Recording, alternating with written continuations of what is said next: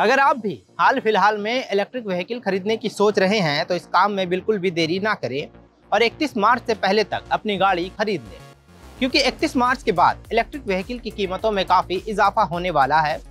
इस तारीख के बाद फेम 2 स्कीम के तहत मिलने वाली सब्सिडी पर सरकार रोक लगाने जा रही है। इसलिए 31 मार्च के बाद बिकने वाली किसी भी इलेक्ट्रिक व्हीकल पर फेम 2 स्कीम वाली सब्सिडी लागू नहीं होगी। इसका मतलब साफ है कि अगर आप इस महीने के बाद गाड़ी खरीदते हैं तो आपको गाड़ियां महंगी कीमतों पर मिलेंगी। फेम 2 स्कीम बंद हो जाने से ग्राहकों के साथ साथ कार कंपनियों को भी भारी नुकसान का सामना करना पड़ेगा। इसलिए कंपनियों ने अपने स्टॉक में पड़ी सभी गाड़ियों को निकालने के लिए ग्राहकों को भारी डिस्काउंट दे रही है। तमाम कंपनियां अपनी गाड़ियों पर 20 से 35 हजार रुपए तक का डिस्काउंट दे रही है। ये तो हो गई इलेक्ट्रिक व्हीकल की खरीदारी और डिस्काउंट को लेकर जानकारी, लेकिन ज्यादातर लोगों को इस फेम स्कीम के बारे में पता ही नहीं है, जिसके तहत उन्हें सरकार इलेक्ट्रिक व्हीकल पर सब्सिडी देती है। तो आइए जानते हैं कि आखिर यह फेम स्कीम क्या है। फेम यानी faster adoption and manufacturing of electric vehicle scheme.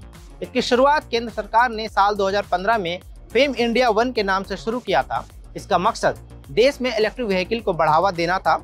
इसके बाद इसकी एक्सपेंड वर्जन फेम 2 स्कीम को 1 अप्रैल 2019 में शुरू किया गया। इस स्कीम के तहत सरकार इलेक्ट्रिक वाहनों को तेजी से अपनाने और उसके प्रोडक्शन के लिए कंपनियों को 50% से ज्यादा की सब्सिडी देती है। लेकिन अगर कंपनियां सरकार के रूल को तोड़ती है तो उसे जुर्माना भी चुकाना पड़ता है।